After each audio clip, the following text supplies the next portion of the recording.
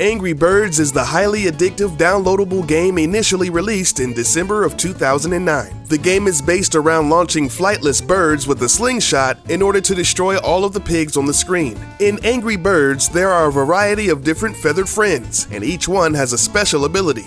Angry Birds has been praised for its successful combination of fun gameplay, comical style, and low price. At the time of making this video, millions of people around the world are still downloading and playing this amazing title. But what do we really know about these avian aerial attackers? Today we take a look at 7 things that you probably didn't know about Angry Birds. If you learned at least one thing, or you just liked the video, then please leave a thumbs up. Angry Birds was created by Finnish game developer Rovio Entertainment. Yes, Finland, the same country that birthed other video game hits like Max Payne and Clash of Clans. In its first 5 years, Rovio developed over 50 game titles. In 2009, they came up with the idea for Angry Birds after someone on the team made a sketch of some funny-looking wingless birds. Later, they formed the idea of flinging them through the air with a slingshot into haphazardly built structures. They kind of got that idea from another game called Crush the Castle.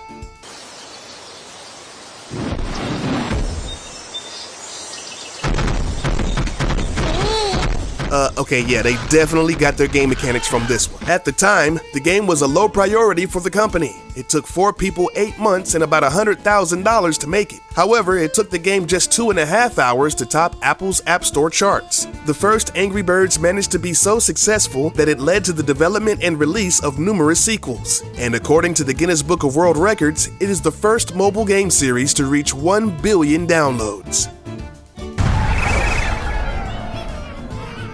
As fun as it is to throw those birds through the air into flimsy buildings, it's even better when you get to smash directly into the egg-stealing green piggies. But why did the developers choose these particular critters to be the foes of the Angry Birds? In early 2009, the H1N1 virus, also known as the swine flu, was a global pandemic and was plastered all over the news and other media outlets. Rovio decided to make the pigs the enemies for that very reason. They also made them green and sickly because it just seemed fitting. Although they are the main opposition, are they really as bad as their title? On the official Bad Piggies Twitter account, a fan asked if they would ever use weapons against the incoming attacking birds. They responded with, "No, we just want some eggs." This confirms that the pigs in the game have no desire to harm the birds and are just trying to get some breakfast.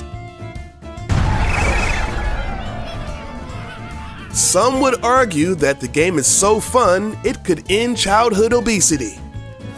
Well, okay, not really, but let me explain. Nick Bellissimo, a professor of nutrition at Ryerson University in Toronto, conducted a study of the habits of young boys who play Angry Birds. It showed that boys consumed an average of 50 fewer calories if they were allowed to play the game for 30 minutes before mealtime. And yes, they were served desirable foods, including pizza, hot dogs, and macaroni and cheese. They were allowed to eat until comfortably full. The study involved a group of boys between the ages of 9 and 14, all of a healthy body weight. One half of the study played the game for 30 minutes. The other half sat quietly. Bellissimo concluded that the kids who were in a good mood before mealtime tended to not overeat. So in conclusion, parents, let your boys play some games, for crying out loud. It's good for them.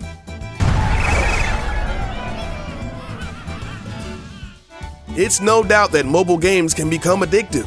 In recent history, players of the games Farmville, Candy Crush Saga, and Fruit Ninja admitted to playing their respective games for more than 3 hours a day while at work. Mobile games are easily accessible, always at your fingertips whenever you need to get a fix. At one point, Angry Birds was the center of controversy in American business. Researchers found that the game was so addictive that it led to an estimated $1.5 billion in lost revenue due to lack of productivity in the workplace. In other words, instead of people doing what they were supposed to be doing while on the clock, they would be playing Angry Birds. Former editor for The Atlantic, Alexis Madrigal, based his rough estimation on a statement made by Rovio themselves that people play 200 million minutes of Angry Birds every day. With that information plugged into the standard loss of productivity equation, American businesses are losing an insane amount of revenue due to these slingshotted multicolored birds. So, you're a grown man at work and you're in love with hurling brightly colored cartoon birds into architecturally unsound structures that house egg-pilfering piggies. Don't feel bad. Next time someone tries to give you a hard time about your lifestyle choice, you can tell them that you're in good company. Conan O'Brien, Angelina Jolie, Kylie Minogue, Anna Kendrick, Stephen Colbert, Allison Hannigan, John Hamm, Justin Bieber, Pete Wentz, and even UK Prime Minister David Cameron all admit to having an unhealthy penchant for the mobile app.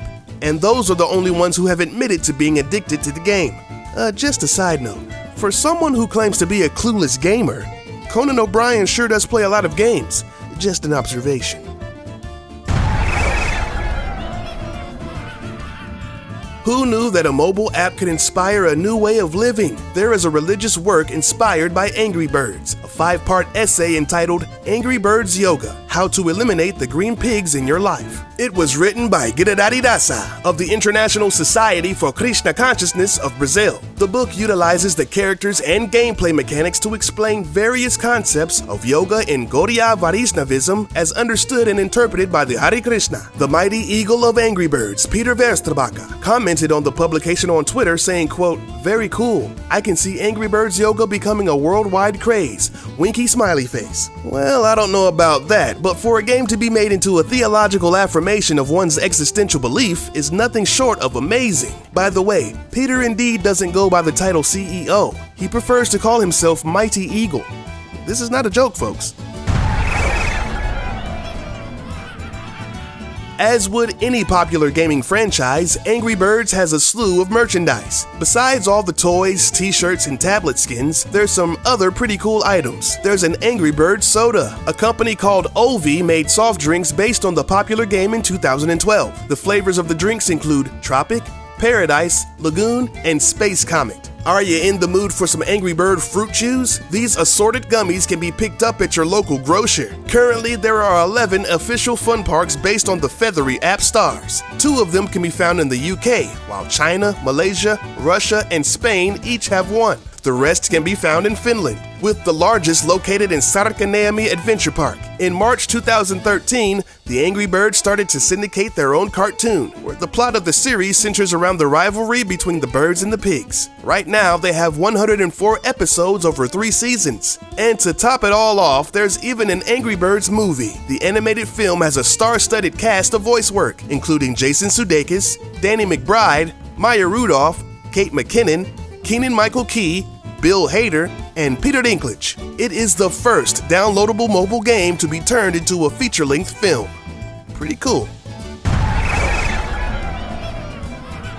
Thanks for watching. We hope you enjoyed this video. If you did, then please leave a thumbs up and subscribe to ArcadeCloud. Next time you see your buddies, you can blow their minds with some of these amazing facts. Now, if you'll excuse me, I got some oinkers to annihilate.